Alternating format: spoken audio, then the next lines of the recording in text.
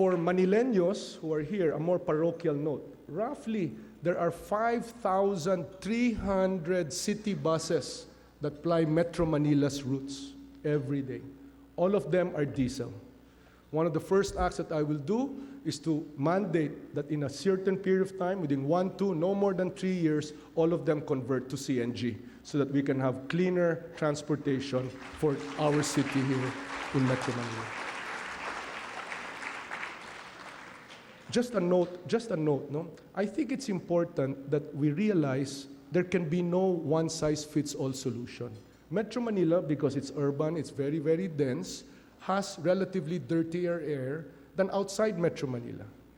CNG as a bus, both for CAPEX, is more expensive than regular. So I think what we need to do is we need to transition properly the sequencing of moving to cleaner transport as we go along. Because why burden somebody who lives in Romblon with a mandated CNG bus when there is really right now no dirty air pollution problem in Romblon? That's all I just want to say. So that's why we're doing this phase by phase in the highly urbanized cities, and then before we can look at moving off to the countryside. So that's what we're going to do here in Metro Manila. Speaking of Metro Manila, again, these buses, 5,300 buses more or less in NCR, all have different franchises, all have different owners, all have different compensation systems, and that contributes to a large part of the traffic that we have in NCR. No?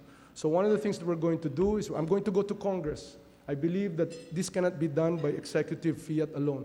We go to Congress and we get a law, and I believe that I can do this in short order of time, that says all of these franchises will be truncated so that in fact we can bid out one bus carrier per route, so that the buses themselves are not competing with each other and in their competition taking up lanes one after the other and racing down the highways for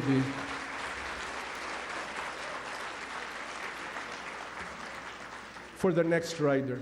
Likewise, compensation of the drivers. The drivers now are paid by passenger, and that's why they have to race to get the passenger. No, I mean, I don't mean to pat the economists on the back, but really everything's incentive system. That's what the economists say, right? However, how you incentivize people is how they're going to behave. So if the driver is going to get paid a fixed wage, irrespective of how many passengers he has, then he will stay in line, right? And not take up lanes and not cause traffic as he goes and tries to earn a living for himself. So that's what we're going to do with energy, and that's what we're going to do for the traffic here in Metro Manila.